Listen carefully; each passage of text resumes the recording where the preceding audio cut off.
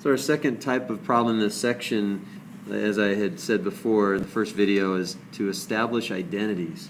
Okay, one thing you'd want to do here is find this paper here. This is the very last slide in the PowerPoint. Guidelines for establishing identities. So we're going to be following these guidelines. The couple things that I tend to see most often, you want to start with the side containing the more complicated expression. So let me go back to this here. This is what we're going to be doing. We're going to be starting with an expression here on one side equaling an expression on the right side. It's going to say establish the identity or show that this is true. Okay?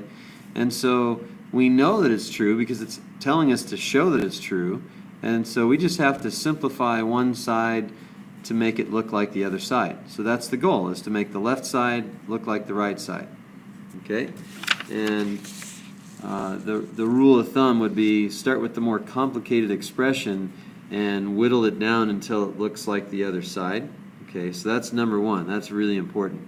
And number two that I should mention here is also don't touch. This is my one rule in this section. Don't touch the other side. So if you start working on one side, do not touch the other side. Very, very important. Okay, students like to simplify both sides. They divide both sides by something. No, no, no.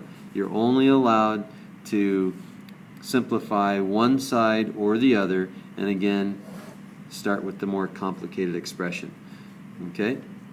We already talked about rewriting sums or differences as single quotients, and so did that in the last video. So that's one thing. But and we also talked about sine and cosine. So sometimes rewriting one side in terms of sine and cosine is really helpful. Okay, so when you get stuck, just try to say, all right, well, I'm going to convert all these functions to sines and cosines, and then usually things work out pretty well. And then try to keep your goal in mind as you go. So as you look at the complicated expression on one side, like this would be our more complicated expression here in our first example. Keep in mind we want the secant of theta, which is 1 over cosine. So what we want to try to do here is you got to get a cosine in your denominator and a 1 in your numerator. So that's what we're going to do. Okay. So our more complicated side, we're going to rewrite this in terms of sines and cosines. Cotangent is cosine over sine, and tangent is sine over cosine. Okay, so we're going to put a box around that. We're not going to touch it. Not allowed to touch that secant of theta. Okay. Now, if we multiply through by the sine of theta, okay, and if you remember what I said in the last video, sometimes it's a lot more simple to, once you get it down to sines and cosines, just S for sine, C for cosine. That's just a little bit of, it's kind of lazy man's math, but you have to be careful at the very end because it's harder to see the identities when you do this. Okay, anyway, we're going to distribute the sign to both of these. So S times C over S, that's just C, because the S's cancel. And then S times S over C, that's S squared over C. Okay. Well, we need common denominators, so we're going to multiply top and bottom of this term by C. So C over C times C would be C squared, okay, over C plus S squared over C. Okay. Well, we have a common denominator, so we get to combine both of the numerators, C squared plus S squared over C. And remember, C squared means cosine squared, S squared means sine squared, so cosine squared plus sine squared, that's just 1. Okay, and we have 1 over cosine squared, or sorry, 1 over cosine, which is the secant. And we put check. That's it. Okay? Well, let's try another one. This one, a little bit trickier to see which side is the more complicated side, although the right side to me has sines and cosines. It looks a little simpler. The left side has cosecant and cotangent, so probably it's going to be pretty easy. to just simplify the left side. So I'm going to box the easy side, and I'm going to highlight the left side, the more complicated side. That's what I'm deeming as more complicated anyway. And then we're going to just simplify this left side. Cosecant, we know that's 1 over sine. And now I'm just going to put, for sine, I'm just going to put an s. Cotangent is cosine over sine. Okay? And so we get 1 minus c over s. Now we're not done yet because look, we need 1 plus cosine of theta here.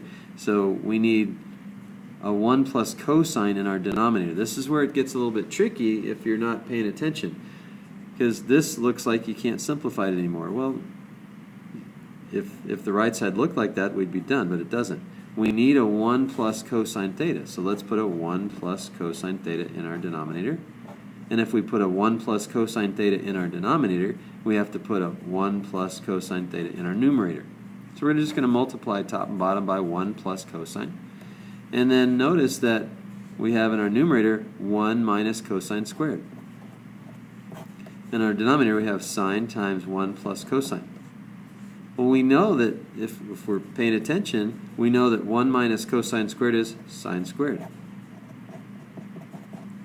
And sine squared over sine is just sine. So we have sine of theta. I like to put this back in at the very end. Over 1 plus cosine of theta. Check. So we don't need to write equals that. This just follows. That's what that is. Sine theta over 1 plus cosine theta. There you go. Check. Just put a check next to it once you've shown steps are clear. On to the next problem. Okay. I find that students have more trouble with these than they do with the simplifying expressions, so we're going to do a few more of these. More complicated expression. That's a tricky one. Well, I don't know. They look almost identical here, so we're going to box that one and we're going to simplify the left side. Okay. Just because we have 1 minus sine in the denominator. So cosine over 1 minus sine. I need a cosine in my denominator, so I'm going to multiply top and bottom by cosine. Okay. So I need that. So I'm going to put it in there. That's what I mean by keep in mind your goal. Okay. Well, cosine squared in the numerator here, cosine squared, that's 1 minus sine squared. Okay. Over 1 minus sine times cosine. Okay. Well, look what we need. We need 1 plus sine. But 1 minus sine squared is 1 minus sine times 1 plus sine. So we're undoing the difference of squares. So we have a difference of squares. We factor that. And 1 minus sine times cosine. You can hopefully see where we're going here. And where's my red? I can cancel. Well, there it goes. Cancel the 1 minus s, and we have 1 plus sine of theta. Again, please put this back in if you're going to use the abbreviations that I use. And check. That's what we wanted to find. That's what we wanted to show. Okay. Now, this one, normally we look at the left side as the more complicated side, but on this one, I tend to think that the right side is the more complicated side, so I'm going to try that. There's not a perfect way to do these, but nevertheless, we're going to try to simplify the right side, make it look like the left. Okay. Again, cosecant here, 1 over sine minus sine over sine. Yeah, I don't like fractions within fractions, so I'm going to multiply top and bottom by the sine. Okay, you can see sine times 1 over sine is 1. Sine times sine is sine squared. And over the sine squared. Okay. Well, 1 minus sine squared, that's cosine squared. Still over sine squared. And cosine squared over sine squared is cotangent squared. Check. Okay, last one. Trying to keep these under, both videos under 20 minutes, and I'm doing pretty well so far. Okay. Look at this, and more complicated side, I think pretty obvious on the left-hand side here. Cosine squared is the side we're not going to touch. I want to keep in mind, do not touch the one you box. So box the one that's simple. and work on the other one. The one that's in the box is the one that doesn't get touched. Okay. So 1 minus, here, cosecant of theta is 1 over sine. Multiply that by sine cubed. So that's 1 minus sine squared, because the sine's canceled, right? One of these cancels with this one. We get 1 minus sine squared, and that's cosine squared of theta. Check. That's it, guys. You'll have a worksheet attached, hopefully, to the lesson, and just go ahead and print out that worksheet and do those problems, and we'll see you on Monday.